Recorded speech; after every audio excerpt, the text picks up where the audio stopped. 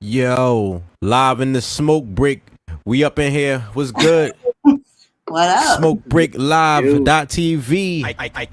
I can't take the smoke. Yo, man. In the building, man. I go by the name of SONICBOONETV. Yo, man, we got Ja in the building. What's good? Hi. Hello. Yo, got the homie J3Z in the building. What's good? What's up? I'm on some hotel Wi-Fi, so it's kind of sucky. So you're on hotel Wi-Fi? Yeah, it's kind of janky. Man, where in the world is Jay? You can't hear shit. Oh, you can't hear us? No. Wow. Yeah, Ja, what's good with you? How's your week been so far? My week has been pretty okay. I have been just cleaning out some stuff with the website and jahsjotdown. So just been busy. I'm ready to hit this pool up since it's been hot. No more rain down here, so I'm ready to get in some water and celebrate my weekend. Yo, man, I'm tired as hell. I just came from Six Flags, man, in that pool water. Really? And they had the chlorine on 1,000, man. I like, my vision is blurry as hell right now. Really? Oh man, I'm not surprised with COVID and everything starting to up and back up. I'm sure they probably got chlorine everywhere on the walls. So I don't blame them. But damn, I haven't been to the amusement park in a while. I know, right? J3Z back. We're gonna try the cellular device. Facts. What's good? What's good? A lot better. This is a lot better already. Mm-hmm. This is a lot better already. Yeah, man. Coke was just saying she ready to get in that pool, man. I just came from Six Flags. You know what I mean? They had the chlorine on 1,000. My vision is blurry, but we still gonna have a show. You know what I mean? That's what's up. That's what's up. Was it crowded? Yeah, I mean, yeah. Actually, it was. Well, Wednesday. Okay. People back out, man. People Facts. tired of this shit. Like, we out here. You know what I'm saying? So it's gonna be crowded. True. But you know, out there, the people that come out on a Wednesday are the people that live around the amusement park. Oh yeah, definitely. So they're like the neighborhood people. So it's extra hooded out. Yeah, Six Flags is what? That's towards, is that Bowie? That area? Yup. Okay. Landover. Yeah. PG. That's what's up. That's what's up, man. I haven't been to any amusement parks either. So. Do they even have some out there in Cali outside of Disney World? Yeah, I mean, you got the Six Flags. They got a couple. Six Flags, of course, you know that, but they got a couple different ones out there. But yeah, they out there. Because you never hear about them. All the people talk about in Cali is Disney. So it's like, yeah, that's the big one. I mean, of course, you got the big one. Then you got Universal Studios and stuff like that. But yeah, you got your Six Flags, and I think that's it. Knoxbury Farm, which is like another one. Yo, shout out to I Am Simona Ray and Dose of Erica on IG checking in. What up? What up? Yo, Carlisha on YouTube checking in. Carlisha, what it do? Oh, everybody. The Nipathy show. Was it last week? Sunday was a great show, man. It just gave me some direction. That's what's up. I said direction. Die. Yo, man, what the fuck are they smoking? You know what I mean? I got 3 videos for y'all, man. You know what I'm saying? And we always want to know, what are these people smoking? So this one right here, Jay, you know, you're somebody that rides motorcycles, right? Okay, whenever you say my name before a video, I get nervous. You know what I'm saying? So just want to put that out there. Anybody watching, I don't know what's about to happen. So yeah, let's go. I'm saying you ride motorcycles, right? Yeah. Have you ever had your girl on the back of the motorcycle with you? Of course. Okay. Have you ever played yourself trying to impress people? Absolutely not. See, that's you lying, nigga. No, I haven't. Yo, my dad grew up, and I grew up with my dad. He's a bike rider. You know what I'm saying? So I always had that respect for it. And then I got knocked off early. so I got knocked off my bike early. That gives you another total different respect for it. So nah, man, I've never did a wheelie on purpose. Right. You know, I've done one, but it's not on purpose. So I don't do that shit, bro. On the Huffy. On a Huffy. The chick bike. Yeah, right.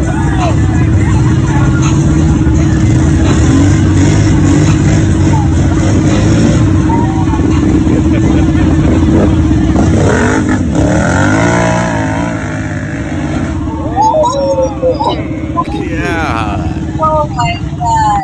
Let's run that back, right? So Oh I was asking about it because, you know, young lady on the 4-wheeler, you know, she on the quad right there. And she in the mud. It's like a little mud ditch right there.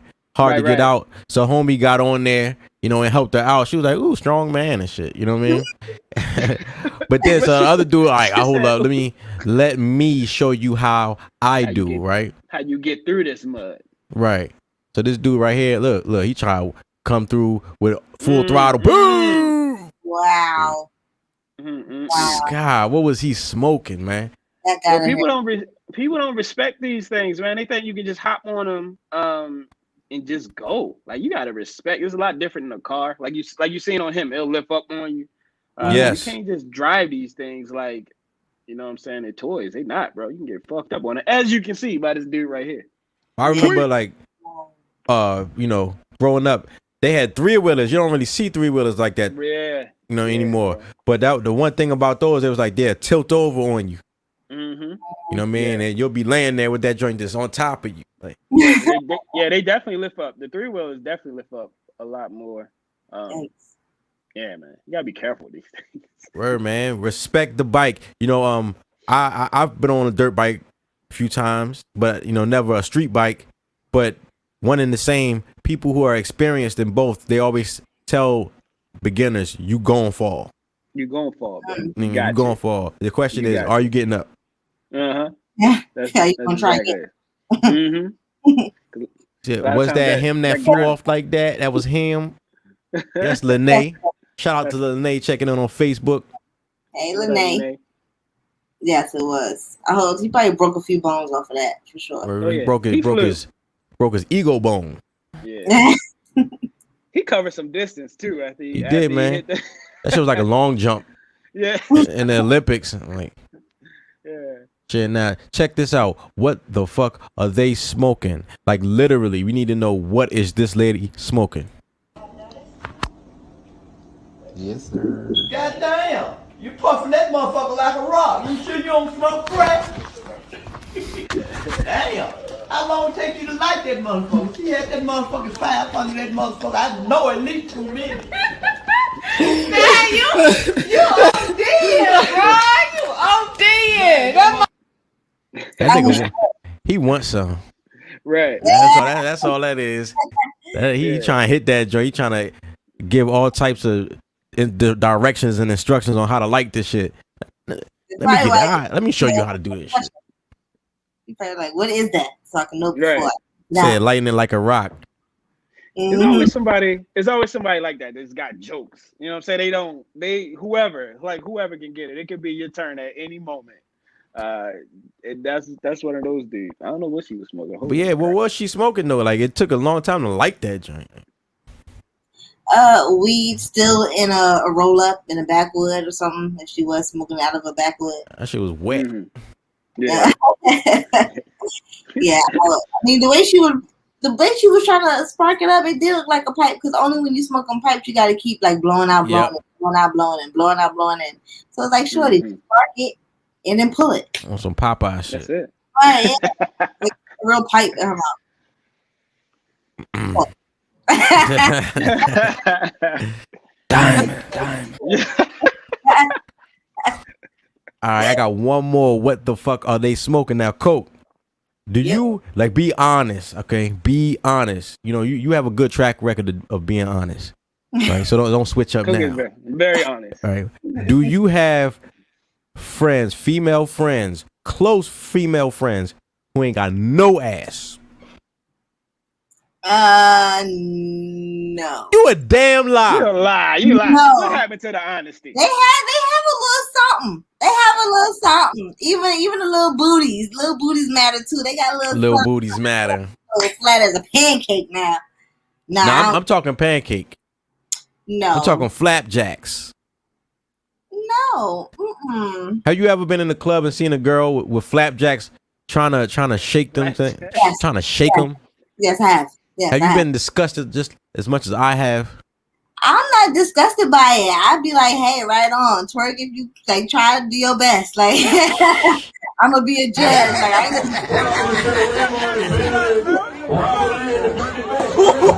God.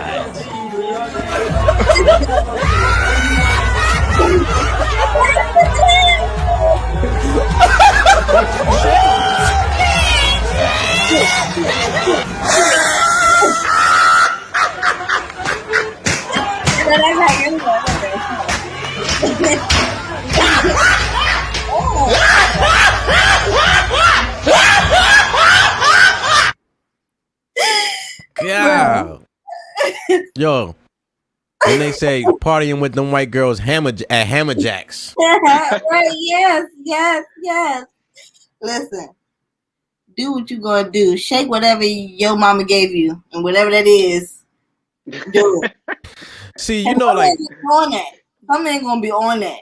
Somebody gonna be on it because she's trying extra hard. Right. I mean, she has to. She don't really got nothing to do it for her. Because when you got an ass to shake for you, you ain't even gotta do much. But she do gotta do a lot. Well, that just tells you the state of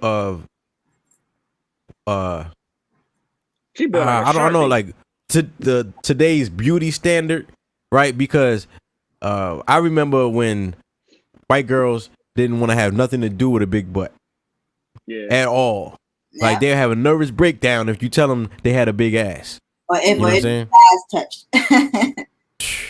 Yeah, but so it's crazy how like she got these flapjacks and she's trying to shake them and all of that, but why not show off the breast, like the titties? You know what I'm saying? Like if you don't have that, then you show the other thing off. You know?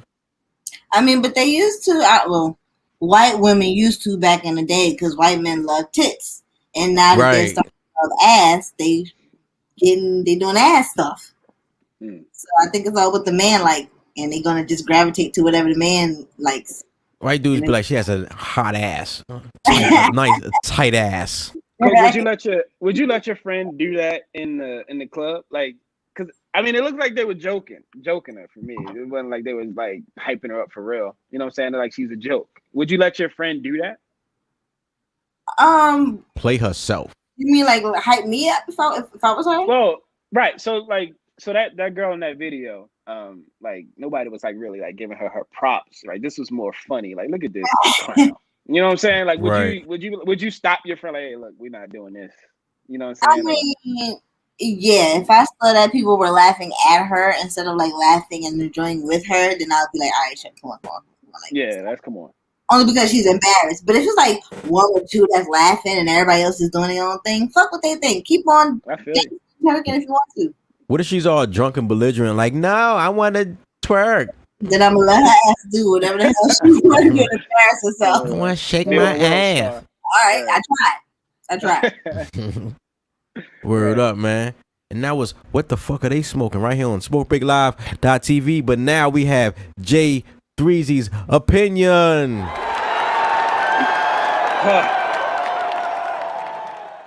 All right, so I just changed this actually. I just changed it. So we're on vacation. I'm supposed to be in Baltimore right now.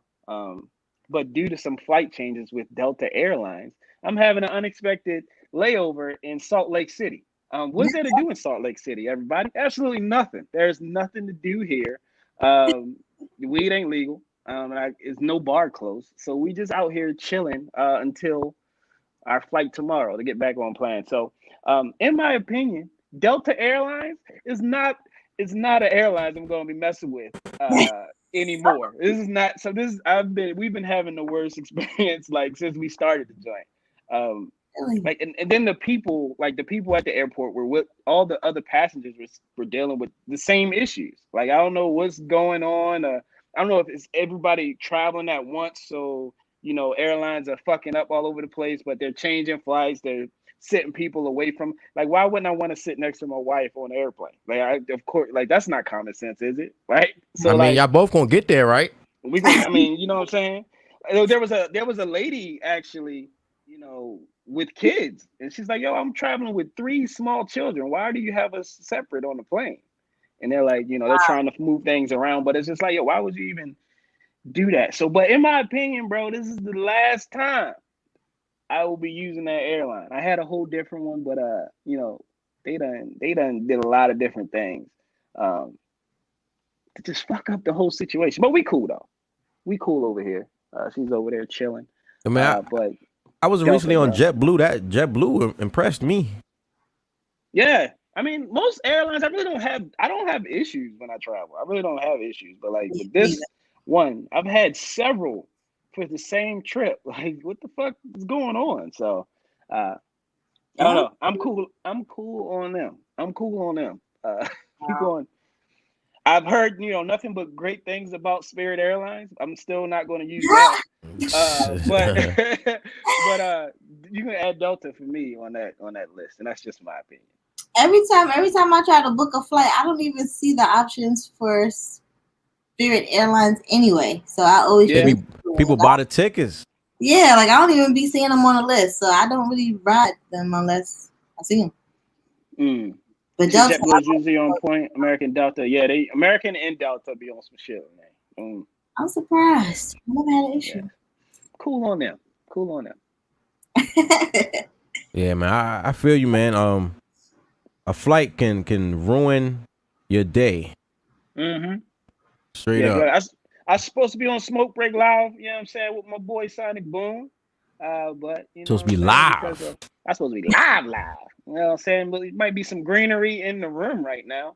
But right now I'm in Salt Lake City, Utah. I don't know. Anybody know what to do here? I don't know. You go to the gas station, get some juice. Yeah, multiple wives. Or go to a tea shop, coffee house. I don't know. Watch some YouTube or something. But yeah, I'm cool. Word up, man. That's J3's opinion. Yo. Fuck Delta. That's my opinion.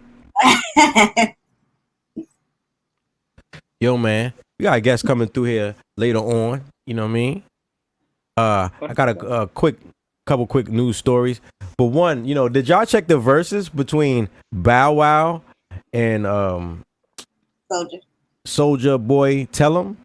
Yes. I missed that one. I've seen a lot, but I missed it. Yo, it was actually pretty live.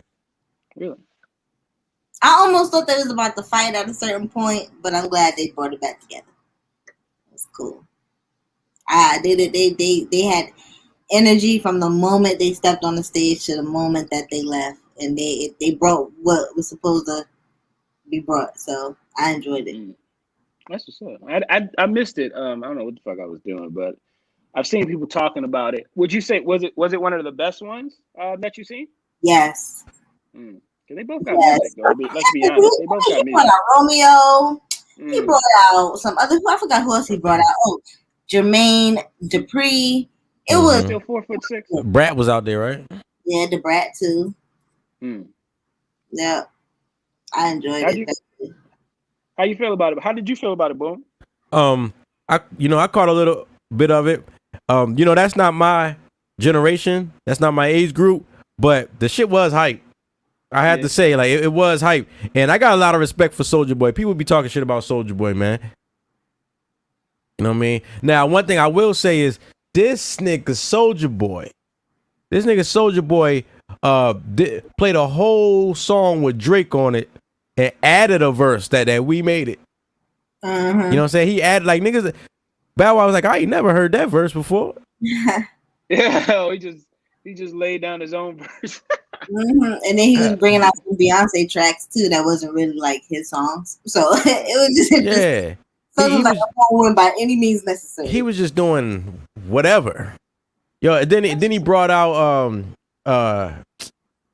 Master P's son, Romeo and shit, right? And then he was like, yo, I'm the first one to have Romeo and Bow Wow on the stage together. Like, the fuck? So what? So right. Like, what they got to do with the verses? Like, yeah. Yeah, he But always talk about irrelevant stuff. I was the Yo. first one to wear J's. that's what I was on- saying. Like, this nigga be making irrelevant points, you know, stating irrelevant facts. But the crazy thing is, the fan base is eating this shit up. Yeah. So all you got to do is like, I'm the first to do X, Y, Z, explosions in the background and shit, and then you know, you ain't fresh as I'm is. I mean, oh, go ahead. Sorry. no, you go ahead, Josh. I was gonna say, it made me really think about when do you give an artist their flowers? Because I saw a lot of folks in the comments, because Romeo had came out and gave like a little speech and was like, you know, you were the greatest at your time when you came out, blah blah blah blah, and everybody was like, oh, I'm getting tired of them saying give these folks their flowers. And it's like, well, when do you give artists their flowers? Is it after they've been in the game for 10 years? Is it after they've done film, after they've done award shows? Like, how do you know when to give them their flowers? So I thought that was an interesting topic. Yo. Yeah. Yo. Brian be knowing in the building. What's happening? Right. He was right here. He started Yeah, this nigga running the Postmates right now. This nigga doing taxi cab confessions.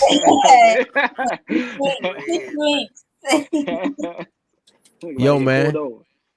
Like I said, we got a guest coming through. He's getting his he's setting up right now. You know what I mean? Special comedian guest. You know, we love the comedy right here on SmokeBreakLive.tv. Comedy, cannabis, culture. That's what we focus on. You know what I mean? Yo, so you know, Jay-Z sued Dame Dash, who was reportedly trying to sell an NFT of the Reasonable Doubt album. You know, he refuted that, said, no, I was actually just trying to sell my stake in Rockefeller. Like the whole. Go ahead. What is an NFT? A non-fungible token. What that mean? It's like a digital representation of a tangible object. It's like I thought it was a national football team. He sold the NFT, and I was like, I can't believe he did that. Right. But so after he sued Dame Dash to stop that, he himself sold the NFT. Niggas, boy. Right. So my question is like, yo, Jay-Z, he's the highest earner in hip hop, I guess. We calling him the GOAT and everything, but are the business practices that we hear a lot of stories, and it usually comes across as somebody who has sour grapes, you know, who right, like Beanie Siegel ran up on stage, tried to grab the nigga, like, you know what I mean? But is Jay-Z doing backhanded snake shit? I mean, yeah, that nigga is a drug dealer, bro. Like, you do gotta remember that part. Like, all them niggas don't do all that transactions on the up and up. Yeah, I think. No, go ahead, John. Oh, I was just gonna say, I think, right. I think that Jay just don't want nobody to have the upper hand. He wants to be in the lead of whatever new thing comes into the industry. He wants to be the first one to get dibs. Like, I want to be the first to do it. That's what it's about. Word up. I mean, he is a businessman, dog. When it comes to business, if we're not friends, like, they're not friends, right? So he's not going to do what's best for Dame Dash. And you know, if I can get a one up on Dame Dash, of course, I'm going to do what's best for me over Dame Dash. So especially like if it's Dame Dash, like I want and if it's want to get at that nigga specifically. Especially if it's Reasonable Doubt, like, you know what I'm saying? I feel like it's two people that he really like sticks it to, and that's Dame Dash and Nas. Nah. You know what I mean? Like he'll do, like, Dame, he does this shit direct. Nas is indirect. Like, I'll just drop the same day. Like, yeah, exactly. Yeah. What was it? Last time Nas dropped the album, him and Beyonce dropped one, so everybody like kind of forgot that Nas dropped. Yeah, yo, that's messed up. God damn, it's like nigga be bully footing. Like, nigga, why do you and your wife just got an album in the chamber? Just in case a nigga wanna, you know what I'm saying? Like, they should though. This is the shit on Nas album we got. As soon as he released, we gonna drop that shit. They should definitely have, you know, things in the vault, just albums ready. Yeah. You know what I mean? You know, Jay-Z warned the entire Rockefeller staff, like, yo, 50 Cent is coming. So if you don't get your shit off now, I don't know what's gonna happen to you. That's true. Basically. Like Debo. I think it's something with Jay-Z and Beyonce. I think that they just know stuff in the industry that a lot of people don't know, and they kind of know shit like ahead of time. And I think it has a little bit to do with like intuition, and a tad bit to do with like insiders informing them of who's next and what's about to trend next. So that's why I think they have the power to just always take the lead. Like they're always you know, about to win, because they know folks that's about to blow up 2 months before they even blow up. Especially at their age, like, and especially in rap, like that is a young man's game. And this nigga Jay-Z is still showing how much of a master he is at it. Yeah, I feel like they started that whole. It's almost like the surprise album, right? Because remember the album, we used to know the album was coming out months before. And like it's like with them, I think it was was it Magna Carta for him, and I think she did one as well. But it was like, yeah, I'm dropping an album at the end of this week, and it was just like I see that now. I see you don't really get that heads up anymore from the artist that the album is coming out in a couple months. It's like, yo, at the end of this week, I'm dropping this album. And yo, it used to be a rollout. It used an album release used to be a big deal. A campaign. Yeah, a whole campaign. You know. Yeah. Now they be like, but that's back when they was making money off the music, right? Yeah, so it makes sense to make a campaign for this.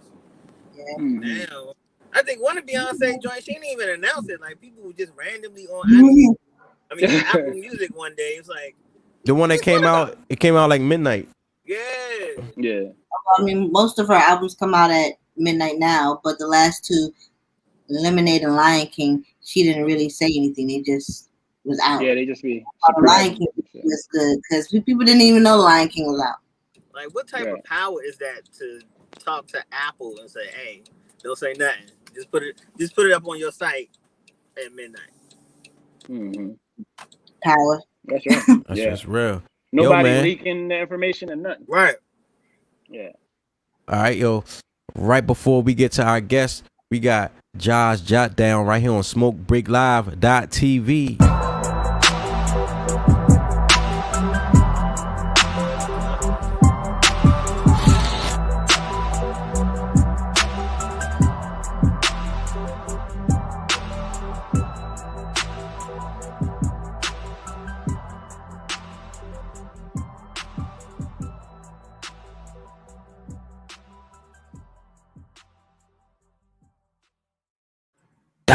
Diamond.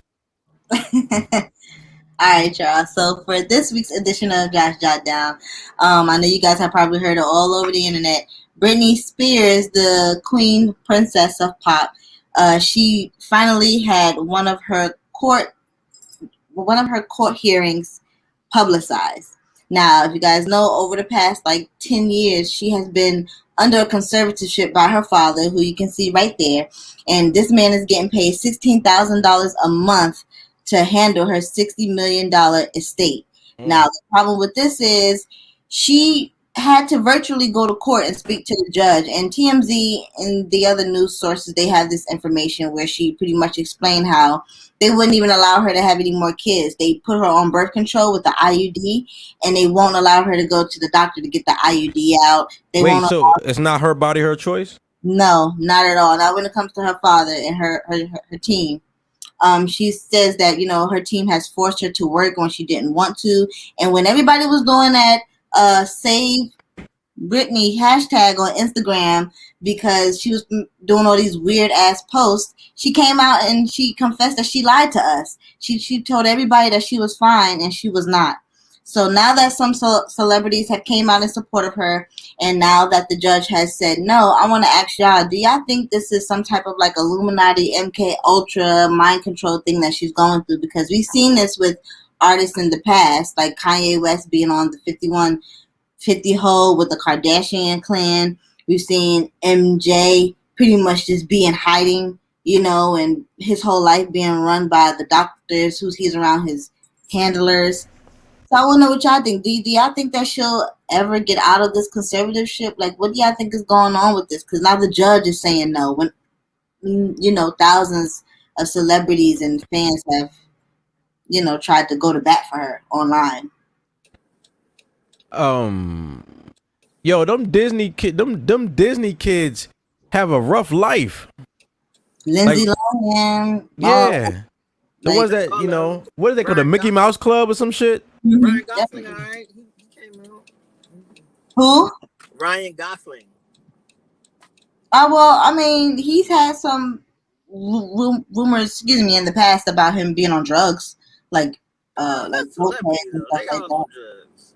Nah, man, they're doing drugs to cope with something. Yeah, right. Nigga, we know people personally who do that. That ain't a good.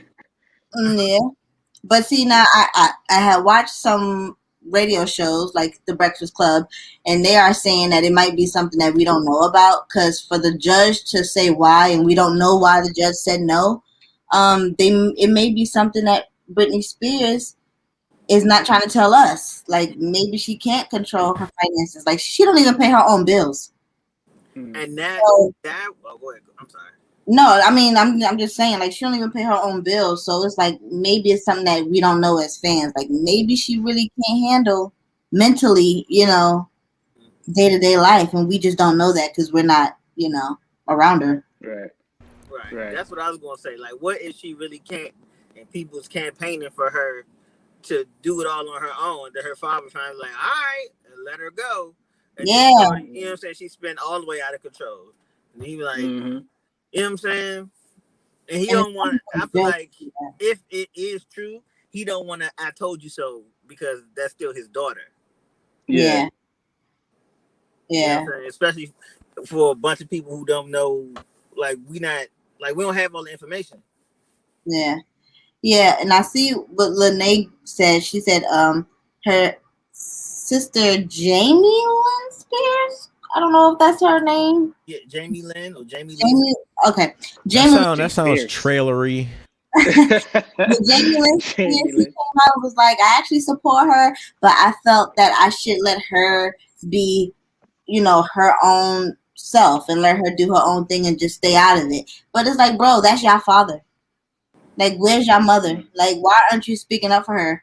And so I just think this whole thing is weird. I think it's some Illuminati shit going on with her. No, she's the cash cow.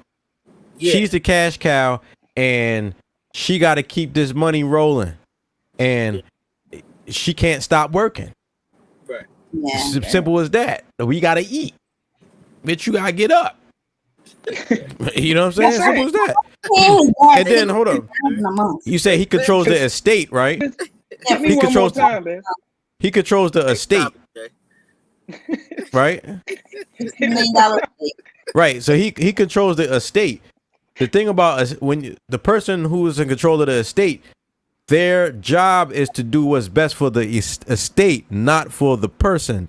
Right? That's why when Michael Jackson died, against his wishes, they sold the masters, you know, all those masters and shit that he owned of the Beatles and all of that.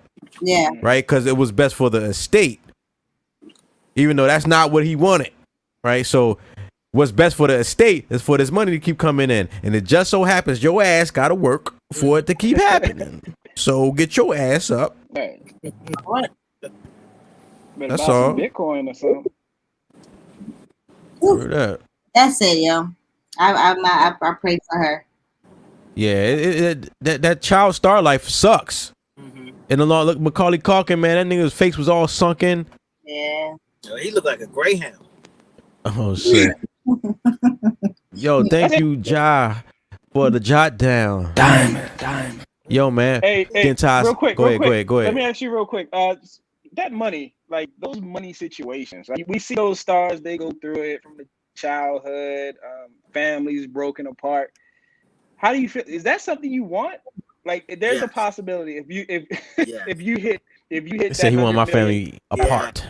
If you hit that $1 million mark, that $100 million mark, like it's not the best thing that it can. You know, it's a possibility. It's not the best thing that can happen for you. So That's I something told you my would. best friend, if I ever make that type of money, I'm gonna go and get plastic surgery, and I'm gonna tell him mix John Travolta and Forrest Whitaker's face and put it on my face. Never gonna see me. You want the jaw chin? I just never gonna see me again. Listen, John Travolta and the Forrest Whitaker, and I ain't even gonna move. I'm gonna just sell the house and just stay in the same house. Oh, shit. Sell the house to myself. Right. Yo, man, we got a special guest in the building, comedian Patrice Joseph. What's good, homie? What's good, man? Yo, man, thank you for waiting in the background. Yeah, you know, I was, you know, you caught me in the middle of a sip, and I was like, ah. So, what's going on? Yo, man, you know, we love comedians here. Our whole focus here on SmokeBreakLive.tv is comedy, cannabis culture, right? Okay. So you bring in the comedy right now. We about to smoke some cannabis, and we talking about the culture right now, right? So tell us, you know, about yourself. How long you been in comedy, and you know, why niggas not funnier than you? Okay, cool, awesome. Wasn't expecting these questions, but we got this. All right, cool. So, my name is Patrice Joseph, female name, all guy. Okay. I grew up in Columbia, Maryland. I was raised by a Haitian woman and a white guy. Okay. Yo, what school you went to? What high school you went to? I went to Long Reach High School. So did I. So did you. I went to Long Reach the very first year it was open, and that was it. Oh, okay. Well, damn, we didn't have seniors. You didn't even have seniors. Nah. Okay, that's way back. Okay. 96. Damn. You know, black don't crack. 97. 97. 1800. Nothing. 1800. Man, you use all your lotion, bro. Let's see. The reason why niggas aren't funnier than me, because for 10 years I've been in Baltimore. I used to be homeless, and you know, I grew up in Columbia, so I'm educated, so I could actually, you know, make all those jokes, you know, come together for all crowds. Wait, so if you was educated in Columbia, why you ain't know to find a home when you was in Baltimore? Oh no, I found a home. It just took a year, nigga. Like, damn. The process, man. You just like try to expose me immediately, bro. No, I found a home. I've been living in Baltimore for like 10 years now. I travel all the time. I make, you know, jokes on the spot, I write them. I make sketches. I don't know. I'm just hilarious, bro. What can I do right now for you? You know what? I'll give you a joke right now. What do Jamaicans and Johnson & Johnson have in common? Blood clot. What? See, like, I'm hilarious. God, like, I'm trying to tell you, bro. I'm funny. I can't take the smoke. I'm funny, okay? Okay. If you want me to just tell you jokes, I could just tell you jokes, and we can go from there, and you could decide. You guys can just smoke. I'll talk, and we'll figure it out. I mean, that sounds awesome. Yeah. Okay, cool. I wasn't expecting you to say that. I was expecting you to go. This thing, he's gonna pull the card, bro. No, it's all good. I'm prepared. You know, I'm glad that white people aren't here for the next joke. This is great. You know, so white people have been saying nigga a lot more lately. Yes. Yeah, I say lately, as in like, you know, you just hearing it more. You know what I mean? Yeah, like I've been a professional blunt roller for this golfer for like 2 months. Like, this is real life, right?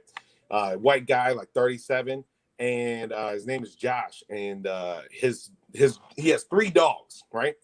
Each dog has a peculiar name, but it gets progressively weirder. Okay, so we got Bella. Strange for a little piece of change. Listen, hold on. We got Bella.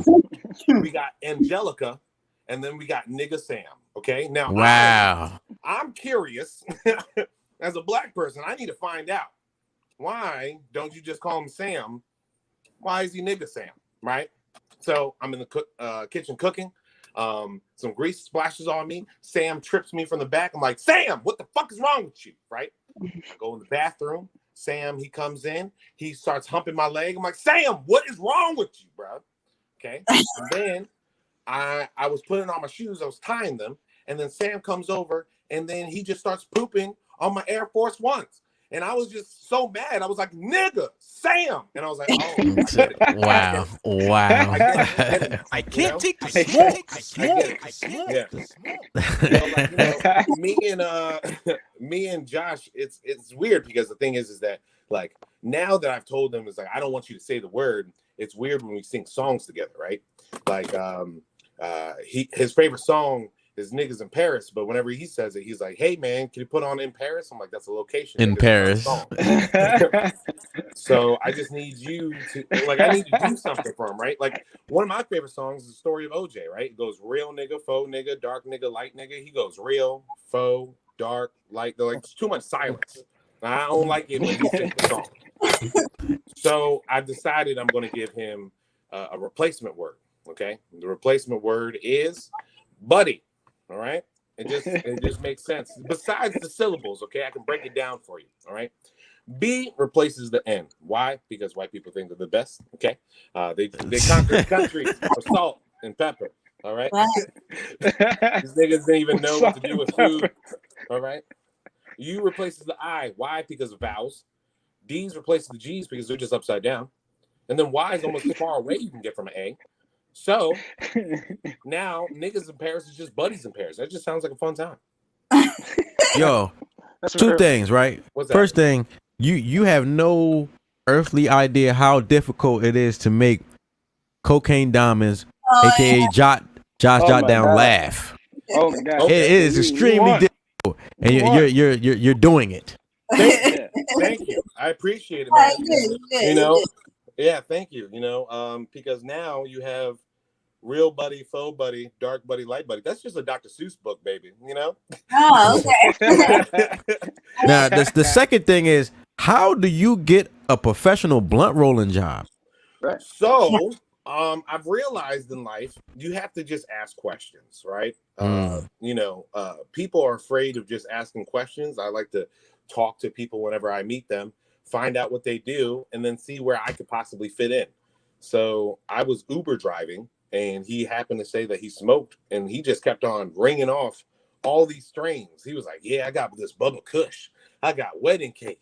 I got, you know, this slippery snail. I'm like, damn, nigga, like, you got share. You want to talk about it like that, right? So I was like, okay, what I want you to do is, you know, just give me some if you have any extra for, like, you know, the Hungry Sober Club. Like, if you could just help me out. And he was like, well, can you roll? I was like, of course I can roll. And he was like, well, I can't. Let's smoke. And then we talked for like 2-3 hours. And then he decided randomly, he was like, hey, do you want a job? You can just roll my blunts. I was like, that doesn't really make sense. But if you want to be balling like that, cool. Like, how much do you have to pay? I was like, look, bro, I just need my rent paid. So, like, I don't know, $750 a week. And this dude actually paid me for 2 months that way. So, yeah, we went to, he took full of his change. Like, yeah, bro. Like, he really helped my comedy career. Like, we went to LA and I did comedy out there. I just came back from Detroit with his help. And then he actually took me down to North Carolina. Like, you know, he's a white man that's like slightly prejudiced, but like, you know, he's been helping black people. So it's balancing out. I don't know what to do. You know what I mean? Like what do you do? Like, I went to North Carolina to see his family, right? And so I just rolled his blunts while I was down there. Y'all close. If he had like, huh? So y'all close. I mean, yeah, we talk about everything. You know, he didn't understand a lot about black culture. I was like, hey, bro, I could just explain it to you. I've experienced, you know, what it is to talk to a white man since I was 5. Mm-hmm. So, you know, I can explain it to you in, you know, Caucasian. And and so, you know, like for example, he was confused about white privilege. He's like, I used to be a crackhead. I had to fight. I was like, damn, nigga, like it's like I had to, you know, get over all these obstacles and everything, and I had to like work just as hard as anybody else. So how do I have privilege? And I was like, well, privilege is all about history, right? You as a white person can ignore history And as a black person, I can't. Okay, whenever I see a German Shepherd, I think about the '60s. All right, Facts. So, like, you know, like it's just I can't ignore history, but you can. So that's what the privilege is. That's literally it. And it made sense to him. So that's it. Yeah, you like I like dialogue, just so this way, you know, there has to be some kind. Like I let him say anything just so he can vent. But then at the end of the day, I could say anything to him. I call him, you know, a sandwich bag full of mayonnaise all the time. So, you know, I get to say what I want. Squishy. Soft.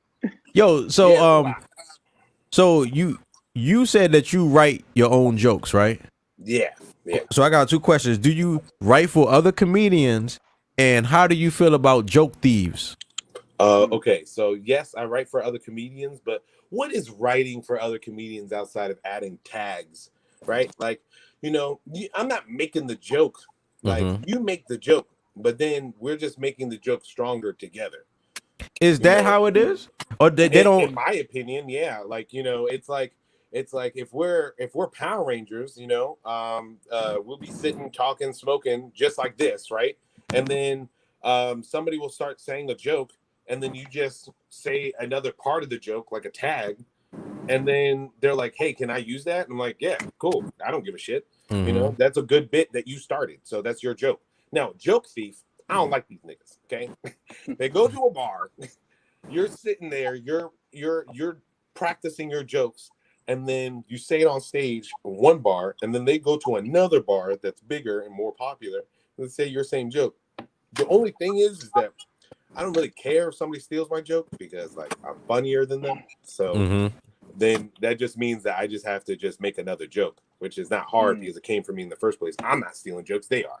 Yeah. So, you know, I would think most of my jokes relate to my actual life. So that's what I was gonna say. My joke, I was about to say, I was like, they have to have a white stepdad, a Haitian mother. They have to, they have to have a very specific life to steal it. Like, you know, like I have a joke about consent. I guess they could steal that, but you know, outside of that, I don't really know anything else. I would love to hear that joke.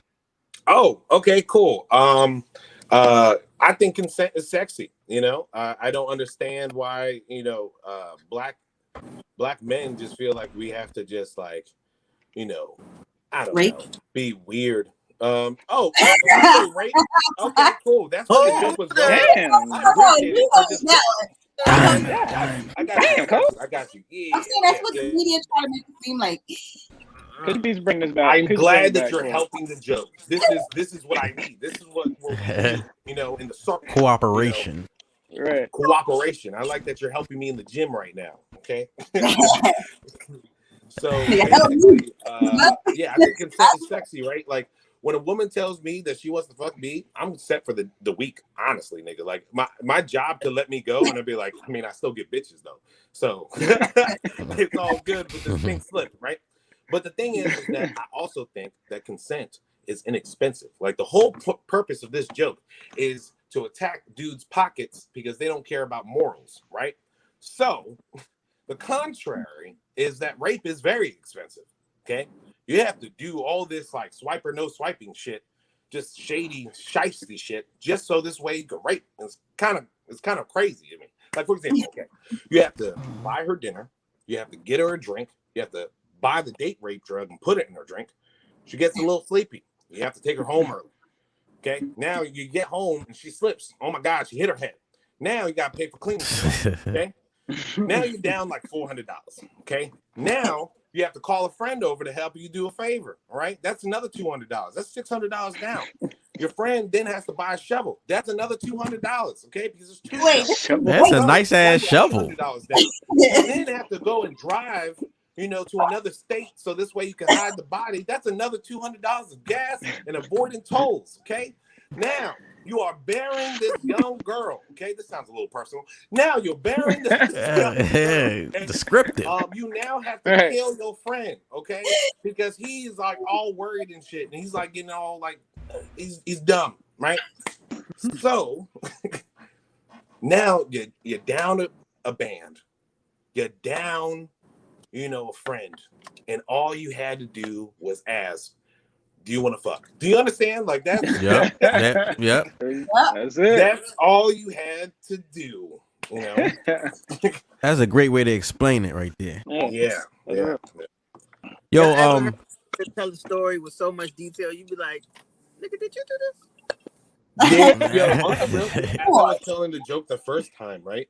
I only said, I was like, oh, you know, she slips and bumps her head. And then the nigga was like, and you got the shovel. And I was like, oh my God. I was like, I think this is too relatable to him, you know? He loves it too hard. Yeah. And so, for example, for this joke, right? I was hanging out with a bunch of comedians. We were all talking, and they were like, hey, if somebody gets like, let's say the crowd doesn't like the joke and it's silent, right? You can add a tag to this joke. And I was like, okay, what's the tag? And they're like, okay, I feel like everybody who's not laughing is a rapist right now. Okay, you guys didn't relate to the consent joke. Wow. You know how you say tags, you write tags, you know, you tag other people's bits and stuff. It's so when you say that, it reminds me of like how producers tag their beats, you know, Mike Will made it like at the beginning of the beat. Yeah. Right. So is there a way you can tag your joke so they like, oh, Patrice wrote that shit? Honestly, I would probably say your pacing and your delivery for the joke. Like for the joke that I just did, like it took a while to like write this joke because of the fact that like the first time I said the joke, I said it too quickly. So people felt like I was trying to rape bitches. And I was like, no. And then I said the joke one time too slowly. And so I ran up on my time. So I ended in the middle of the joke. And I was just like, yeah, I just ended with like bearing a girl. That's not how I wanted to. So then, dark. Yeah. So really, honestly, it's just about the delivery and like how you organize the joke, especially during a set, because the whole point of like making it your own is how the jokes seamlessly move on to the next joke. You know what I mean? Because of transitions, that causes problems for people who are trying to steal jokes. Because the thing is that like certain jokes make sense for another joke.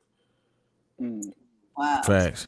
So, yeah, like no, like think about it this way: if you were to watch like Black Panther, right, and then you know you saw the Killmonger scene, but like you saw that in the middle of the mask, you'd be mad confused. You'd be like, I swear Jim Carrey was in this. Why is there all this like black people? Like it's kind of confusing, you know? Right. So it's just it doesn't fit with another person's like personality or anything like that. Like I'm my own. Like a lot of people think I'm gay, so just because I wear velvet do-rags, so it's like, Brian B. Knowing probably has a velvet do-rag. What do you say? Brian B. Knowing, he's our resident connoisseur of do-rags. We have another show on Sunday, like we wear do-rags, and he has a new do-rag every show. Oh my God! See, that's his Christmas one. It's my Christmas one. You have a Christmas do-rag. Yes. I'm so proud of you. No, he needs to. You need to open up a line of do-rags, Brian B. Knowing. Yo, bro, I actually used to sell them. I used to sell velvet do-rags and velvet bonnets. Yeah. So okay, so how do you feel about the whole the uproar that came when talking about women wearing bonnets outside? Did that hurt your business? Like no, that actually increased my business. Please wear them outside. Like, on some real shit, it's a hair care product. Like I don't give a fuck what you're wearing. Like, why are you staring at her so hard? Like honestly. Like, because she got a bonnet on. What? And like, does she have a fat ass? That's really what I'm worried about. Like, why are you looking? I don't know, bro. Like, the two things usually come together. Look, okay. A bonnet and a fat ass are usually coupled. They are. But here's my thing, right? If you see somebody with a do-rag and a chain, do you expect them to have a certain personality? Like, I don't know. I just feel like a lot of people wouldn't expect that. My favorite, my third favorite word is Sisyphean.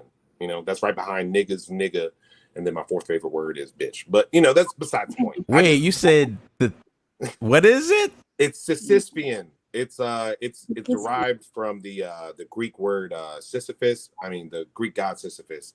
It means an impossible task. So yeah, but that's my point. Like because of the fact that I'm wearing what I'm wearing, a lot of people won't expect that to come out of me.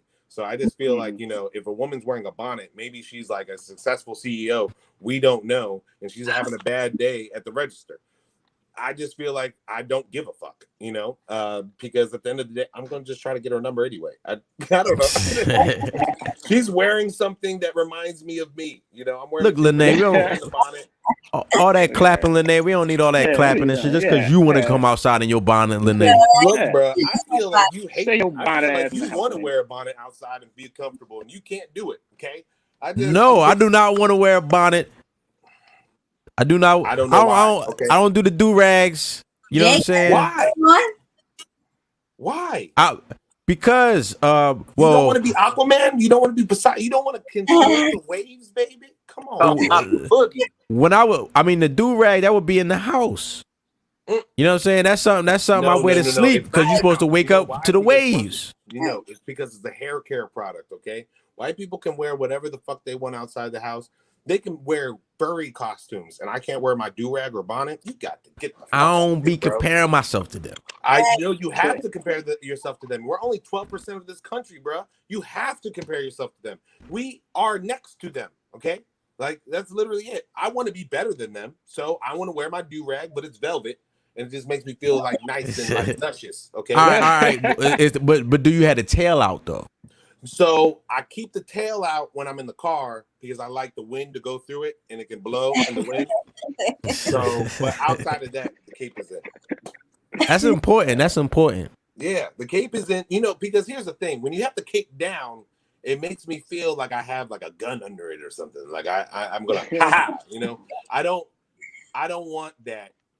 I don't want energy to feel that way. So to stop scaring white people, I just put the cape in. And I put glasses on, and I call myself Clark Kent, and it just makes them more comfortable. Yo, I have a question. I have a real quick question. Go ahead. With all this stuff going on, I know you've been doing this beef with Kevin Hart, and I forgot the guy's name, but he came at him for wearing a dress as a comedian. I want to know if that proposition when you had to wear a dress because they say that in order for a comedian to be successful.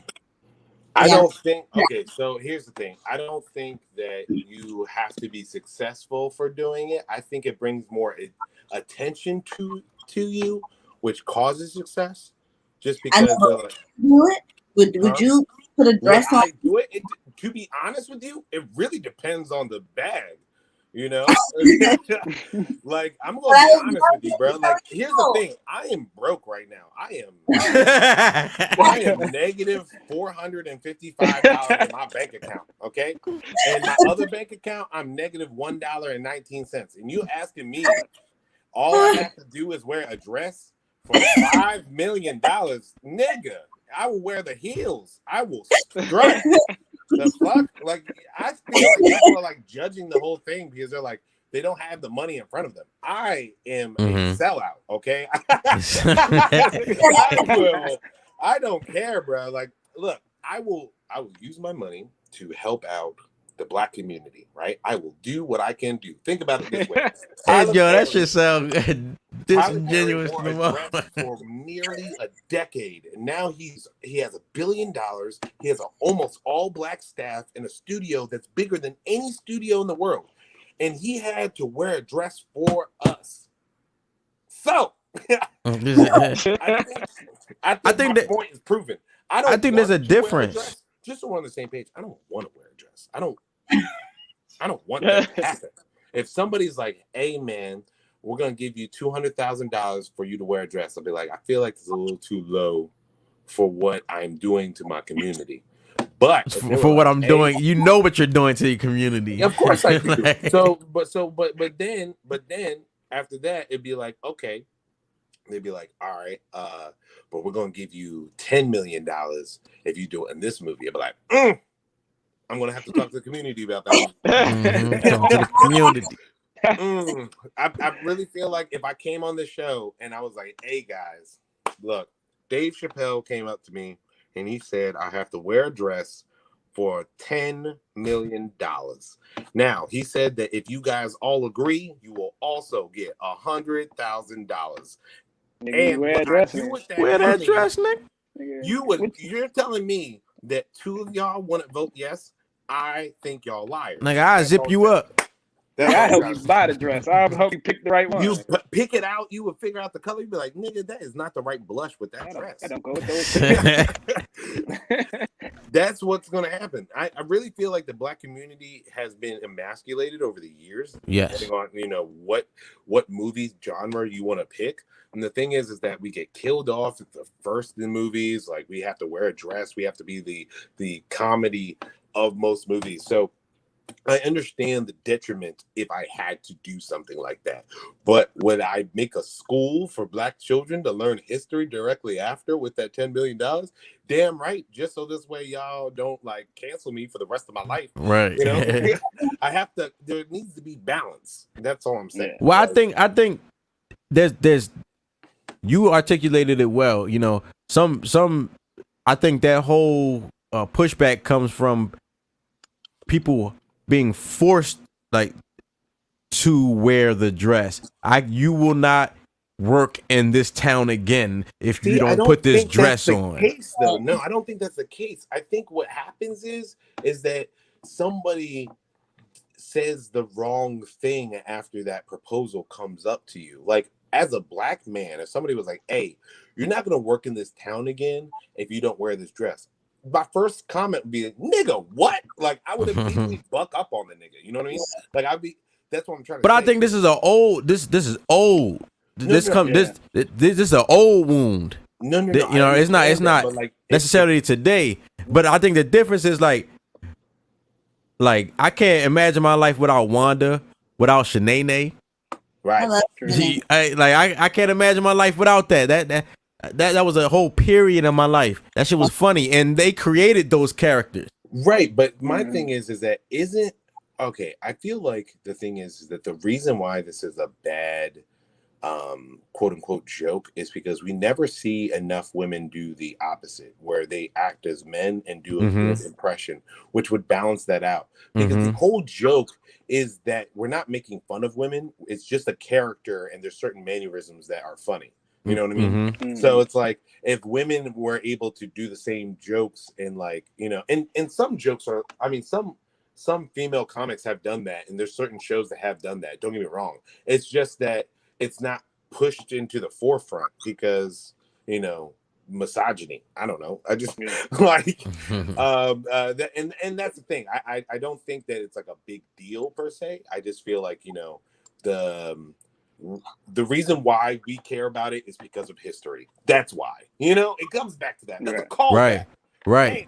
Yo, that's real. That's real because a topic that seems to come up on here all the time is interracial dating. You know what I'm saying? Oh, and I talked about that last week. Like, yo, the only reason I really care about that shit is because of history. You know what I mean? Like, other than that, I don't got no problem with nobody really.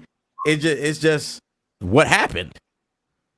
Yeah, I mean, I get it. I just feel like, you know, depending on the environment that you're in. Look, I have dated a person of powder before. Okay, I'll a pop.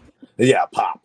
I have definitely done that before. I was actually engaged to a white woman. We didn't get married, but yeah, I gotta just clarify.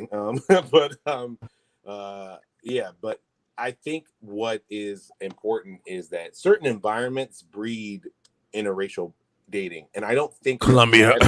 I don't think it's a bad thing. I think that the individuals in certain couples kind of fuck it up for everybody else, because you have like that one coon who's like, white women are the best, and then you have like that white girl who's like, oh, I love me some BBC, and I'm like, come on now, there's like other options out there, you know, like ABC, an average the British Broadcasting Channel. That kind of fucked me up. So, yeah, I just think that because of the fact that there's people who are loud, fuck it up for everybody else. Because whenever I was out with my fiance at the time, it was like people gave us weird fucking looks, and I was like, damn, nigga, I'm just trying to get some, like, you know, waffle mix. I just, like, shit. In Colombia? I mean, everywhere, bro. Like, it's you get it. Well, everywhere. I asked that for you know, Colombia honestly, specifically because you get it mostly from black people. Colombia was created for interracial dating. Yeah, it was. They literally paid for black, white, Indian, and Asian families to literally move there in the 1970s, and they developed that community so this way there could be more unity. The problem is that it created a bubble of information. Like by the time I was like 17, I was like, racism is over, and then I moved out to Baltimore, and I was like, racism is not over. Shit, even in Colombia.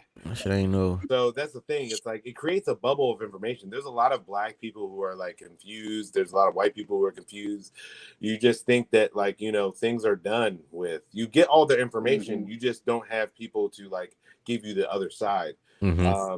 Like, you know, there was a cop that used to work at my school for security. And when I was homeless, like I was like, you know, homeless.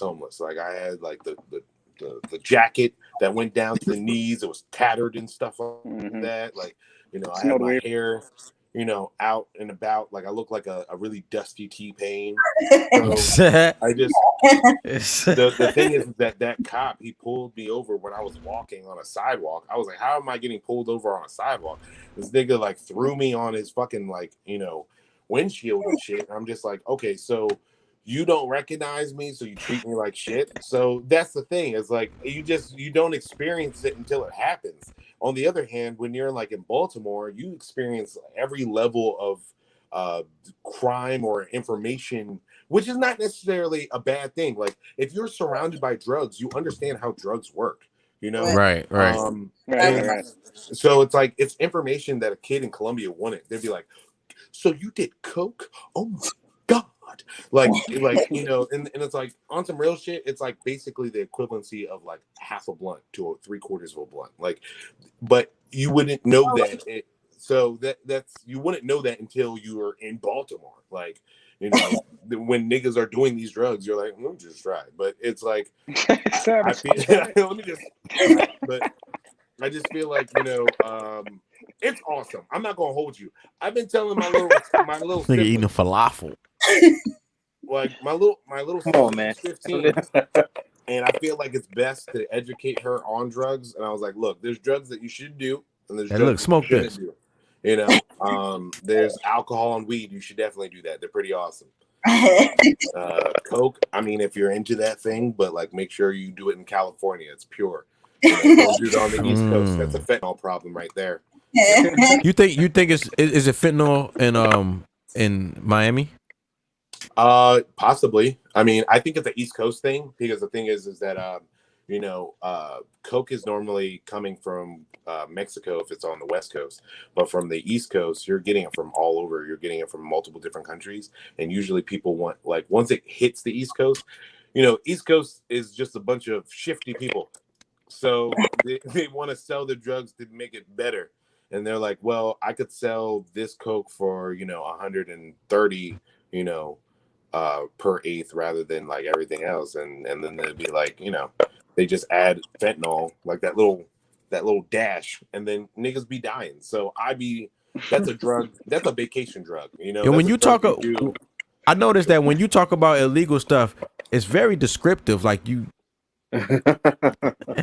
Oh no, no. Here's my thing. I just feel like it's educational because, like, so I'm a nerd, right? Like I love anime, like I love, like, you know, talking about and describing things, and then I realized that there was a lot of black culture I just didn't know on the other side. So I just started researching. By researching, I just started hanging out with just thug niggas. So they just taught me a lot. And then when like my white friends be asking me, I'm like, well, I can explain it in this way. So it's just fun for me to talk about it. It's literally research. Like I'm it's like a sociology project over time, being a comedian, because you are literally observing how people move and work. So it's like when you're able to talk to more people and find out their insight, like recently I've discovered like why white people want to say nigga so bad. It's because it's a fun word to say. That's literally it. That's it. They ignore the history of it and they just want to say it because it's spicy, you know. It's spicy. Yeah, they like spice. They know they like spicy foods, but they want a spicy word. It's just a word that you can't say. Like, Like if you were told that you can't say cracker, you'd be like, get the fuck out of here. And then like it started happening, like your kids were like, Dad, you can't say cracker. And they're like, what the fuck is going on? Like you'd be like, but it's a fun word. Now you want to say it. So that's it. Yeah, I don't, and by the way, I don't condone it in any way, shape, or form. I just understand it. That's all I'm saying. Yeah, it's like once you understand somebody's motivations, you can like really figure out how they move. Or you can no longer get offended by it. Right. So when you find out like about like, you know, illegal things, you're like for my little siblings, I feel like when I explain it to them, they're less inclined to do it because when I was growing up, I was sheltered from everything. So inquisitive. Yeah, I seeked it out. Yeah, me too. So like I was like, well, I definitely want to smoke because everybody keeps smoking in music videos. And then I told my little sister, I was like, yo, smoking is great. I smoke like 13 blunts a day. And she was like, well, I don't want to because I want to be a businesswoman. And I was like, okay, Pooh, period. Like, I don't give a fuck.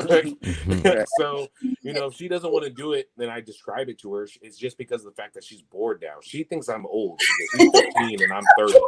So I think that she now thinks that weed is an old drug.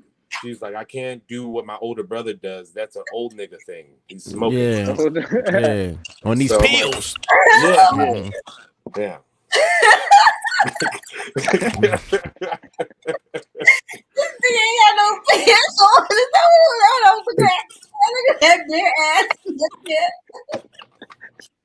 I'm so happy, but I don't know what she said.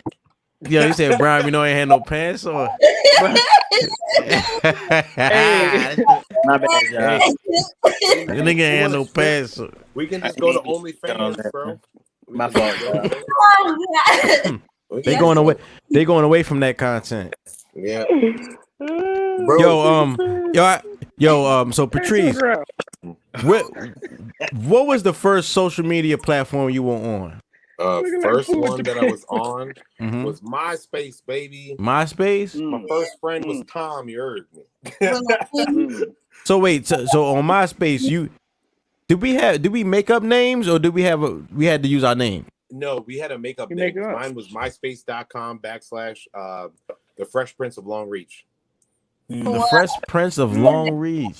Yeah. And then now my handle for Instagram and like most of my other handles are the same. It's Born with the Dark Tan. So yeah, I asked the crew earlier this week, you know, like what was your first social media name? You know, I remember Twitter, my shit was My Mama Biscuits. Oh, my first one was Born with the Dark Tan. It's been like something I've always written on things like since I was a kid. What if you guys go back though? Like, what if you go back to like the AOL days? Remember? Like, no, if I go back to the AOL, you're gonna still find Born with the Dark Tan. No, it's literally Golden Child theme music. It's because it's the first joke I ever heard. So when I was 6 or 7, I had to go to the doctor, and my dad took me there. So my stepdad's white, and when he took me there, they thought that he kidnapped me. And so he was like, no, you have to understand, he's my son. He's just sick. I just need to take care of him before his mom comes home. She's gonna beat my ass. So please, can you just fix him? And they were like, no, we don't know where this child's from. Like, you have to have his insurance. And he was like, look, you don't understand. He's my son. He was born with a dark tan, and you need to help him. And he said it so smoothly that everybody just started dying laughing. And then they started helping me out. And so ever since, I was like, I want to make people laugh because clearly they do what you want. That's real. Yeah, so Born with the Dark Tan's always been my thing, bro. Has your comedy increased the amount of female interaction that you've experienced? It's pretty awesome. It's pretty great. I'm not gonna hold you. It's pretty awesome. I was in 2 years ago, because of comedy, I was in a poly relationship, so I was dating 2 women and living with 2 women. So yeah, female interaction has been fantastic. So thank you for bringing that up. I got to say that on the radio. I appreciate that. Yeah, thank you for the layup. I got to just knock it down, right? Like, hell yeah. But yeah, when it comes to what's interesting, honestly, when women say they just really want to laugh, it's so true. That's it. Most niggas are boring. They just talk about like things to like show off to girls. They're like, oh, I got a nice car, I got a nice house, like I got cool video games, I They ain't got watch no cool depth. movies. They got no depth, and so that's all they had. There's no right. Okay, girth. like you know, now like recently I've been doing this thing where I take girls on a first date, we go Dutch, right? It pisses them off, but I immediately tell them, hey, I don't want to have sex with you because it's the first date, and it confuses them. Yeah. They'd be like, wait, what's happening? I'm like, technically I'm friend zoning you before you can friend zone me. But, and we still want you more. but at the exactly. Yep. So I'm just like on some real shit. It's just a lot easier just to say, hey, let's start off as a friendship because that's what you wanted in the first place. If you happen to be attracted to me, you understand that you can ask me at any point in time for me to sniff your soul, right? So I just feel like you Okay. know, soul sniffer. you know, I just feel like you can just say that in any time, and until then, I'm gonna just treat you like a human being. So you know, Yeah, you gotta be direct with them, man. You gotta Yeah. just tell them straight up. yeah, because the problem is that when you don't tell them and then you're just treating them nice, they're like, oh, he's just friendly, or maybe he's bi. I don't know. Yeah. But, Don't make you wet when you do that. right, but like you know, I just be just saying, hey, you're bad as hell, but you know, at the same time, I don't know if you're dating somebody. I am a professional side nigga, so whatever you want to do with that information, you can do with the information. But I'm here whenever you need me for that reason. But until then, you're gonna have to hit on me. I like aquariums and I like food trucks. This dick ain't free. Yo, Word, you gotta flip the script on them. Somebody said you gotta get them wrong before you get them right. Yeah. Like you just gotta be different compared to everybody else. You know, like I actually get women to ask me out. It's kind of cool. It's kind of awesome. You know, just simply by being a nice person and being upfront. I feel like everybody wants each other's intentions. The other thing is that I can accept rejection. Most men can't. Yeah, like, yeah. If you can be rejected and move on, sometimes that gets you future pussy. It's coming out of nowhere. It'd be like a month later. She's like, honestly, I kind of little placeholder. Like, yeah. Yeah, because they're like he just walked away. Yeah. So, it confuses them. Yeah. I don't even, on some real shit, I will straight up just say, hey, there happens to be a bed back there. If you would like to have sex, that'd be cool. But if not, I have a really cool anime for you to watch. It's called Jobless Reincarnation. And then I just start describing that. I don't stop talking. So this way, it's like this nigga's Inception. He just planted the seed. Yeah, just planted the seed. Yeah, and move on and shit. I think you would like this show. And then she's like, wait, can we go back to what you just said? I mean, if you want to, that'd be cool. The bedroom has new sheets. Yeah. But if not, this is some good advice, man. I said, this is game he telling us. Oh yeah, I'm making a relationship book because I think relationships are pretty easy. Just niggas don't know how to communicate, and I think social media is kind of fucking that up. So, and it's honestly because like people don't know how to flirt with social media these days, because you're using old game with new technology, and you can't do that. Like for example, when I flirt with a girl online, my first move is a voice note, and then I hit them with a please listen. So yeah. Wow. Yeah. Wow. It works like a good 80% of the time. So because they have to actually work, right? They have to do something. It's the idea of communication. See, I make a lot of jokes, right? But you don't understand tone if you're reading it in black and white. Right. So the thing is that with my delivery, I can actually make something disgusting sound funny. And that gets lost in translation in the text. Exactly. And then after that, they're like, oh my that. God, I can't believe that was so funny. And then most of the time they respond with your voice. And then you're like, oh my God, you have a cute voice. And they're like, oh my God, he said I have a cute voice. And then just like, You know, just go with the flow at that point. You know, I personally like to do this. I've been doing this cute thing called the lake house thing. People are busy these days. Like you can't spend time texting somebody all day, right? So I've been doing this thing where, like, me and this chick from LA, we've been talking for a while, but like, you know, nothing's happened. But like, basically, I leave her a voice note of just how my day was at the end of the day. And then in the morning, she leaves me a voice note of how her day was the nice book. And then like she responds to my day and all that kind of stuff. And if you've seen the movie The Lake House with Keanu Reeves and I think Sandra Bullock, basically they are living in the same house. There's a mailbox that apparently when they write the letter to each other, they put it in the mailbox, and somehow that mailbox is transporting a letter 2 years into the future. And so they're in love, but they can't see each other because technically they're not in the same timeline. So I'm doing that because that bitch lives all the way in the West Coast. So I'm just like, hey, I had a great day. You know, different time zone. Shoot me. I was in a car chase. There was a white guy that said something funny to me, and I was just curious, how was your day? By the way, I like you. And then I just, you know. And so then she says something back. She's like, oh my God, you were in a car chase? Oh, that's crazy. That's crazy. I know. Yo, Black Pearl was good. Checking in on YouTube. Hey, Miss Pearl. Yo, shout out to Terpanaut on IG. Terpanaut, you know the terpenes that be on your what a name on the bud. That's a you know what I'm saying. Powerful name. I wonder how he's he a came up with Terpanaut. Terpanaut. Yo, so I got a little topic that I put together for this evening, right? Okay. And it, you know, it's based around like, is justice always right? Right?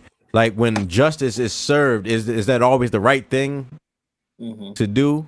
You know what I'm saying? Could you give me more context? Well, I have 3 examples. Okay. Right? All right. So Derek Chauvin, right? He got what, 22 years? Right. 22 and a half years, right? The maximum was twice that amount, right? 30, I thought. I thought it was 40 something. Wow. Okay. Right, but so justice was served, right? But was it right to give him that sentence? I mean, clearly not. But at the same time, that nigga is in jail. Like, I think what's interesting about that comment, right, is that I do understand what you're saying in the sense that like he deserves more because he snuffed out a life that shouldn't have been snuffed out. And it was easy for him to just do one thing, which was stand up. It was very simple to take care of that problem. But I think that because of the fact that he's actually going to jail on a national level and he's going to jail for more than 10 years, and even if he gets out early, it's still over 10 years, his life is in shambles. It's not like, you know, the system is like made for people to get out of jail for them to just be okay. Now, he does have the privilege of possibly having assets and other networking opportunities that we wouldn't have as Black people.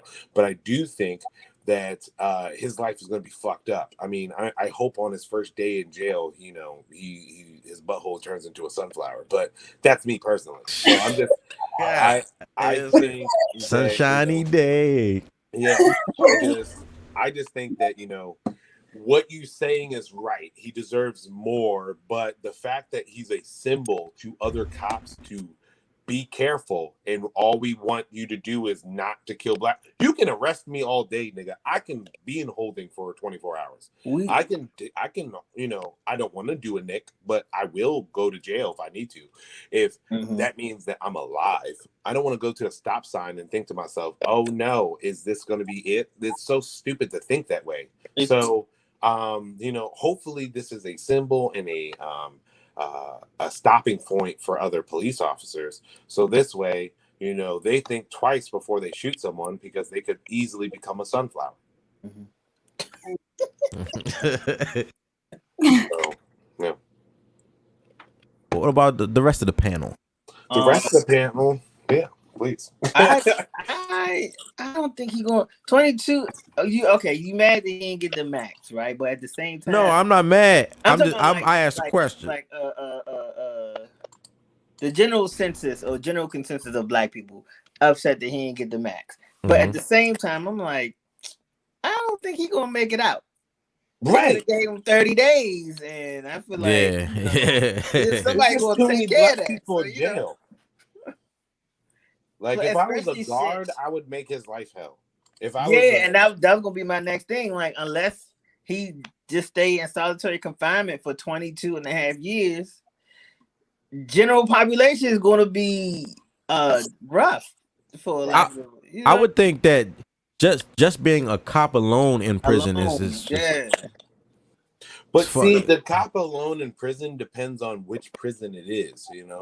Me too. right. Yeah, all the shit depends on what prison it Because is. if it's like in the Midwest, I'd be like, no. He definitely needs to be like he needs to be transferred to a cop prison where they beat up cops for fun. Right. You know? I mean, I don't know. I don't know what part of Minnesota. I just know it's Minnesota. Yeah, But, Minnesota. but what we seen, Minnesota niggas low key be tearing stuff up. We just ain't know because we don't be out there. Right. What's the black city in Minnesota? Minneapolis. I feel like that's too many syllables for a black city. But okay. Shit. Well, my next joint was okay. right. You know the rapper Pooh Shiesty, right? Uh-huh.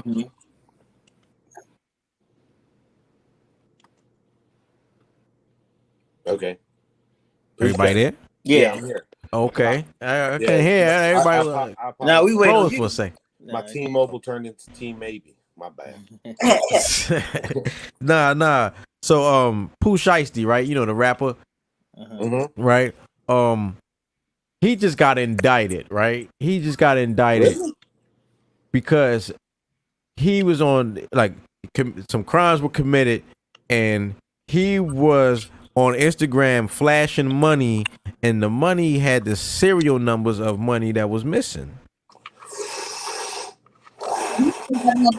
You know what I'm saying? Is it okay, if they did the crime, justice was served, right? But is it right to use social? He's an artist, right? Using the social media, right? Well, I would like to point out two things. One, clearly, who is the Batman that solved that crime? And then, you had to take screenshots of the Instagram post or something. That's very difficult to do. And then the other thing is that why are rappers still showing off Buddy? That's a dumb thing to do. You know, I feel like that was his fault. You know where my money is? In a bank. So I just feel like it's easy to just do that and just to show like a screenshot of how much money you have. I would like that more. I want to see how many credit cards you have. How's your credit score? You know, you got to show the back of the card too. I see that. Yeah, I want to see the back. Please show me the security code. You know. I think that shit was stupid because you already got bread. What are you still robbing folks for when you got money? And why are you with your crew doing the robbing? Like, why are you with them? That's when they shut up the club, right? Why crimes on camera? I feel like we was just talking about this. Why are you still putting your crime on camera? And the parking lot camera caught everything. Like it caught the bag fall off the car, the guy in his boutique, like all that. So who should I say this is on him? He just dumb. Okay. All right. Now, Patrice, this is one that I would like your response, especially, right? Okay. Bill Cosby just got out of prison today. What? No. Bill Cosby just got out of prison today because they say Pennsylvania court just learned that he had already had an agreement, with the prior prosecutor that he would not be prosecuted on any of this, right? In a deposition that he gave before. Now I knew about that, so I don't know how the fuck they ain't know about that. Yeah. You know what I'm saying? But anyway, so he should have never been prosecuted. He should never went to trial. the new prosecutor came. You know, after that prosecutor had the agreement with left, the new prosecutor came and he campaigned on bringing Bill Cosby on charges, right? So he had to make good on his campaign, and that's what the fuck happened.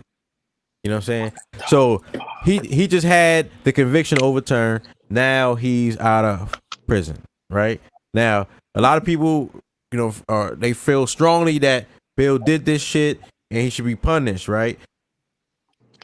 The fact that the conviction was overturned, that is justice. That is the legal system working because that nigga had an agreement. It is. It's just like, you know what I'm saying? It's such a O.J. Simpson type of deal.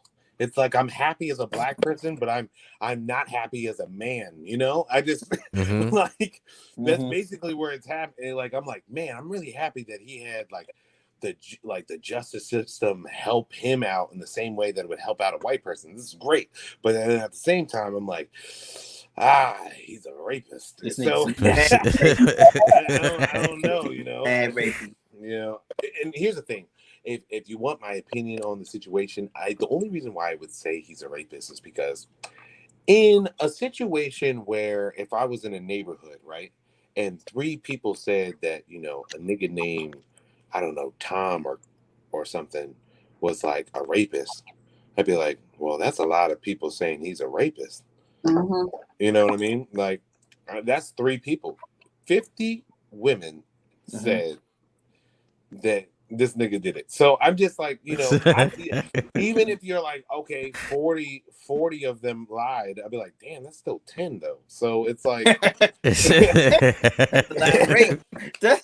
that's still 10, bro. That's a lot of rape. Like even if it was like 49 women lied and one of them got raped, I'd be like, that's still a lot of rape. That's a lot more rape than I can handle, because it is. So that I don't know. I would stop talking to a nigga in the neighborhood. He just happens to be a celebrity. I don't think there's any difference besides the fact that, you know, he was a staple as a, you know, in our community. So it kind of fucking sucks. You know, yeah, it's really bad that this happened. If I'm Eddie Murphy did anything, I want to stop being a comedian.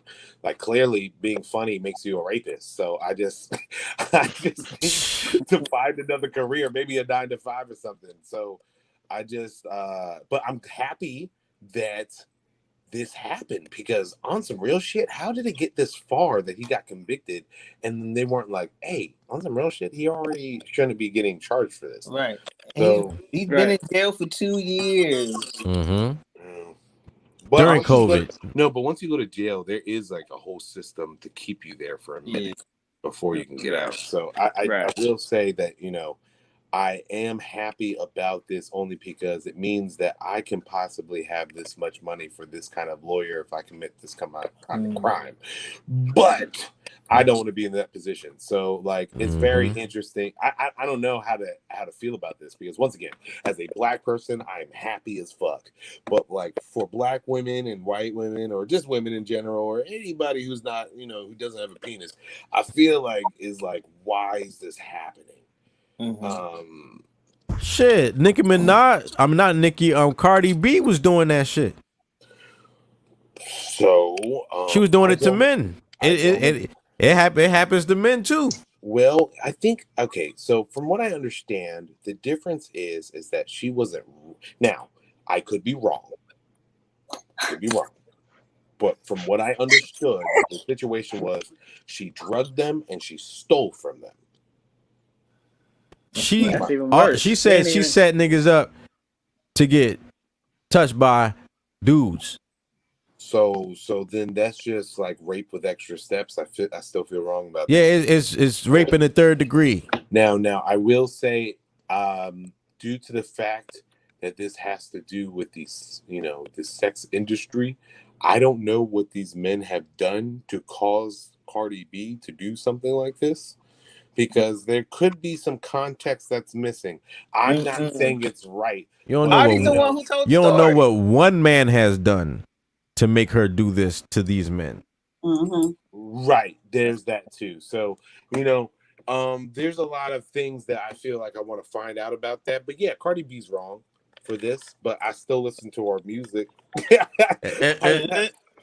don't know what Shit to do loud. because, like, look, I'm still conflicted about Michael Jackson and R. Kelly. And Michael Jackson, it's not really like a I'm sure kind of thing. It's just a big question mark. But damn it, can he make a good song? So I'm just, yeah. They was taking pictures of this nigga testicles, man. You know what I'm saying? Like close-ups and shit. You know what I'm saying? I don't know how the fuck he beat that. Look, I personally think that if I was the judge at a Michael Jackson case, or I was a jury member, and they were like, "Look, if we convict him, we have to stop doing the moonwalk," I'd be like, I don't know about that, bro. So I don't know about that. Can you imagine being on that case though? Like, you just going through the foul pictures and you see Michael Jackson balls. You're like, oh, whoa. Yo, you know what? Nah, you the rookie. They gonna make you take all the photographs. I have a question. Are his balls brown or white? Wow.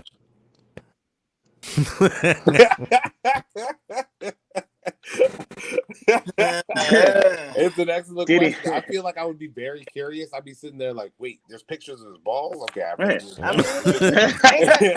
ain't that public record now? Yeah. I mean, did he dip them in bleach too? You know what? I guess it's time. Well, incognito mode. I don't need this to show up. I need to figure this out now.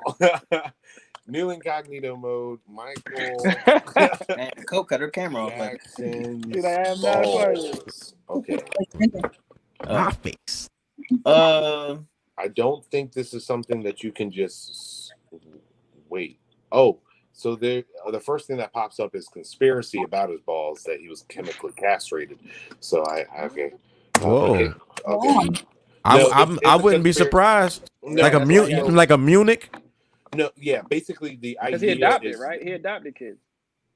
The idea is that he was castrated because of the fact that it keeps his voice high pitched. Like a Munich.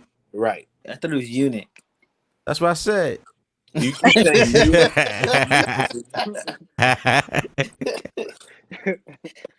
yeah. So basically their testicles are usually surgically removed back in like the 14 or 1500s for like altar boys, but like as of recently it's more of like a chemically castration where they take a pill or something like that, so this way that cuts off the testosterone supply to the body. Mountain Dew. Let's give you a lot of Mountain Dew. Hell yeah. That yellow, what they call it, yellow 5 or some shit.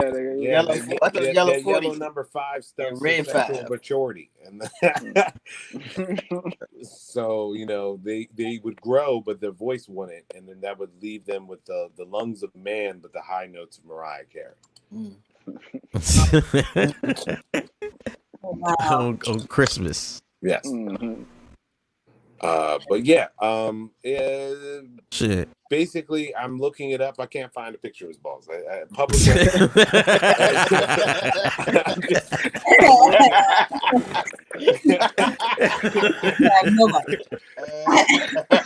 I've tried, guys. I really tried. Just trying to be a good participant, Oh shit, yo. I'm glad. Before we get out of here, yo, my man Brian B, Brian. Oh, yo, not this week, brother. Not this week. Bro, it's the first week. I ain't got it this week. Bro. Okay, that's cool. I'm back. That's cool. That's what it is. That's what it is. That's what's up. The wound is healing nicely. Hey, the last stitches came out today, so you're doing all right.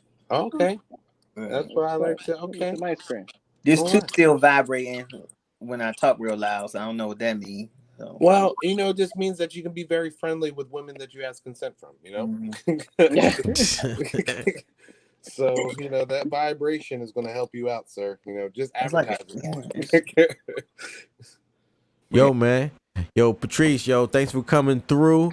No Yo, problem. you we Appreciate you, definitely man. enjoyed your company, man. Yeah. You know what I mean? You're free to come through here. You know, we here every Wednesday, man. I would love to come every Wednesday, honestly. This is fun. Yeah. Yeah, I would love to come back. Like anytime, just tell me to come. This is great. This is a lot of fun. Yo, I want to see, do you or my man Brian be knowing who got the best do-rags? Okay. Oh, Who Just so repeat the we're on same the do same rags page, first? That's what I want to see. What happened?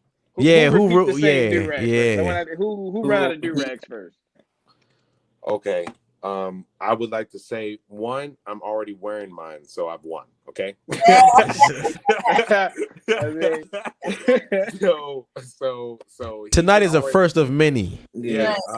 And by I have like, maybe, to be honest with you, I have like 7. Okay. I was raised by a white guy, right? I don't have as many as him. He probably has like stuff with designs and everything. He got it signed by Michael Jordan. I don't know. I just feel like mine are just low key velvet. Mm-hmm. They were bought on Amazon. I'm just trying to live, man. Keep on trying to expose me with how like the least amount of money I have. Like, remember, negative 455. You really remembered that? Wow. Yeah, he brought it back. Right.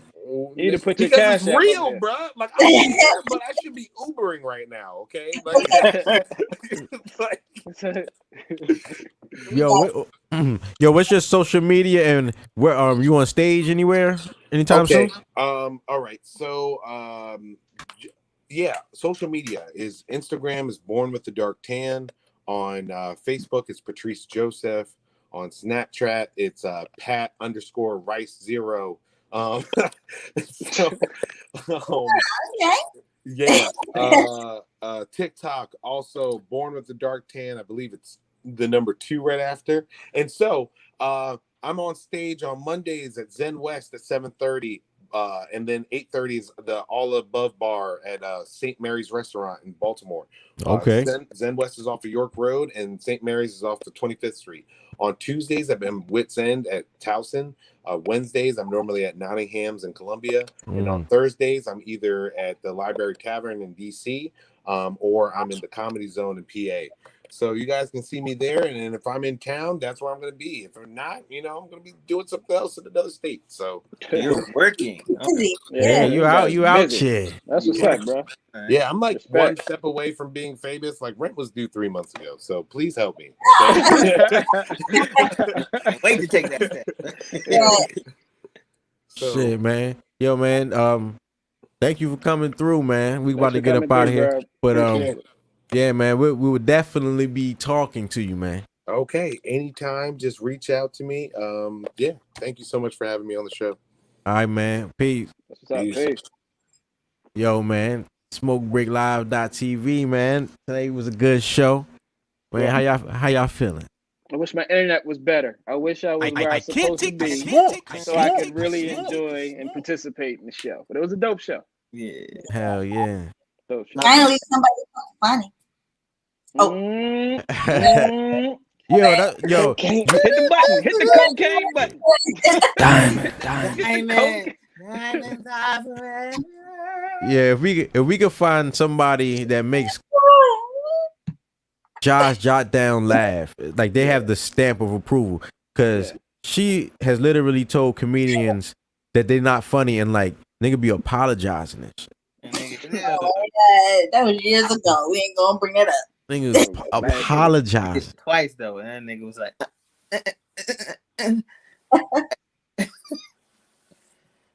you know what I mean? Come on, boy, wrap it up. Yeah, Ja, what's your Instagram? Jahsjotdown right there. Follow me, please. Oh shit, man. Yo, Brian be knowing. Follow me at Brian be knowing. Keep up with my Wisdom Tooth saga. I know. Yo, J3Z. Yo, I am J3Z. Real quick, I want to shout out, congratulate Chris Paul and the Suns, man. They're going to the finals. Wow. Chris Paul, everybody, if you watch basketball, you know how good of a player Chris Paul is. Low key rooting for him, you know what I'm saying? So, congratulations to him and the Suns. But yeah, follow me. I am J Easy. The Suns. J3, man. Yeah, that it's weird. The Suns in the finals, right? The Suns and the Bucks. Well, they still got another game, Bucks and the Hawks. But the Suns, if you watch the Suns play, I don't mean to go too far into it, but you can see that they're a good team. Yeah, they're a they've very been cooking. good team together. So they're pretty fun to watch. So I look forward to the finals. Yeah, man. Yo, Sonic Boom TV. Sonic Boom. Follow me, yo. SmokeBreakLive.tv. Make sure you follow us. I can't take the smoke. Yo, we out of here. I can't take the smoke break. Live, we live.